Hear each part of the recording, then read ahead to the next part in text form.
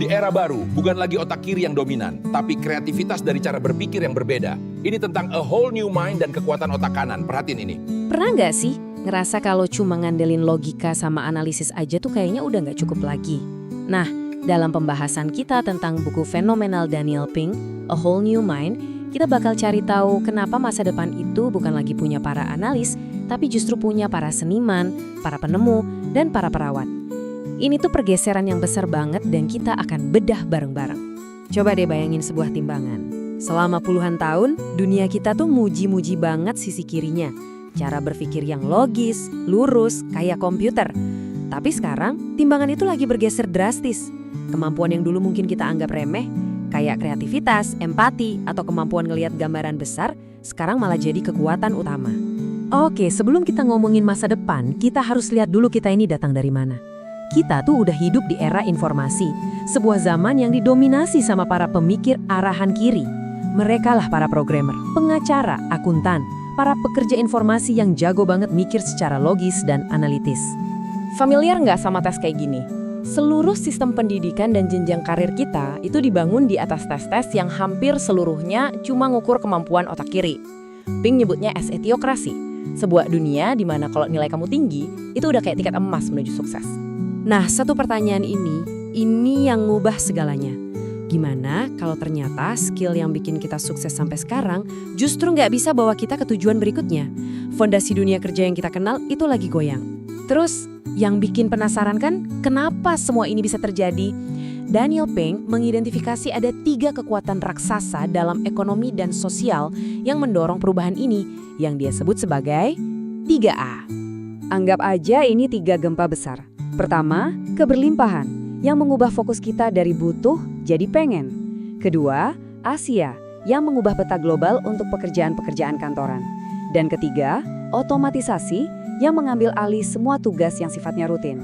Kalau digabung, ketiganya ini mendorong kita ke era yang sama sekali baru. Pertama, keberlimpahan.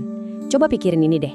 Orang Amerika itu ngabisin 17 miliar dolar setahun cuma buat nyimpan barang-barang yang udah nggak muat di rumah mereka. Gila kan? Artinya kebutuhan dasar kita tuh udah lebih dari cukup. Jadi kita mulai nyari sesuatu yang lebih dari sekedar fungsi. Kita pengen keindahan dan makna. Intinya gini, karena kita udah makmur, kita jadi pengen hal-hal yang bisa memuaskan sisi otak kanan kita. Mulai dari sikat toilet yang didesain keren, sampai pencarian tujuan hidup, kita udah nggak puas lagi sama hal-hal yang cuma fungsional. Yang kedua, Asia. Pekerjaan-pekerjaan rutin yang ngandelin otak kiri, atau yang biasa disebut knowledge work, sekarang banyak banget yang dialih dayakan ke negara kayak India dan Tiongkok. Kenapa? Ya karena biayanya jauh lebih murah. Dan ini bukan cuma soal beberapa kerjaan aja loh, ini pergeserannya gede banget. Bahkan lebih dari 1 dekade yang lalu, peneliti udah prediksi kalau lebih dari 3 juta pekerjaan kantoran di Amerika bakal pindah ke luar negeri. Ini bukan lagi soal pabrik, ini soal programmer, akuntan, bahkan analis keuangan. Pokoknya, setiap tugas yang bisa dikerjain lebih murah di tempat lain, ya bakal pindah ke sana. Nah, ini nih yang gambarin kekuatan ketiga, otomatisasi. Dulu, di era industri, mesin gantiin otot manusia. Sekarang, software yang gantiin kerjaan rutin otak kiri. Pertarungan Garry Kasparov ngelawan superkomputer Deep Blue itu jadi simbol dari era baru ini. Kutipan dari Tom Peters ini ngejelasin semuanya.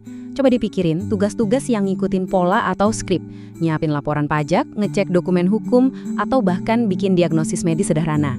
Software sekarang bisa ngelakuin itu semua lebih cepat, lebih murah, dan seringnya lebih akurat daripada manusia. Jadi terus gimana dong kalau kita nggak bisa lebih murah dari pekerja di luar negeri atau lebih cepat dari komputer? Ya, kita harus lakuin sesuatu yang mereka nggak bisa lakuin. Dari disrupsi inilah lahir sebuah solusi, bangkitnya era yang Pink sebut sebagai era konseptual. Buat bisa bertahan di dunia baru ini, kita semua harus tanya ke diri sendiri 3 pertanyaan penting ini. 1, apa kerjaan saya bisa dikerjain orang lain di luar negeri dengan lebih murah? 2, apa komputer bisa ngerjain ini lebih cepat? 3, apa yang saya tawarkan ini emang dicari di zaman yang serba ada ini? Kalau jawabannya bikin khawatir, nah ini saatnya buat upgrade skill. Jawabannya itu ada di pengembangan konsep tinggi. Ini bukan cuma soal mecahin masalah, tapi juga ngelihat pola-pola yang sama sekali baru. Bayangin aja seorang desainer yang bukan cuma bikin kursi, tapi nemuin cara baru untuk duduk.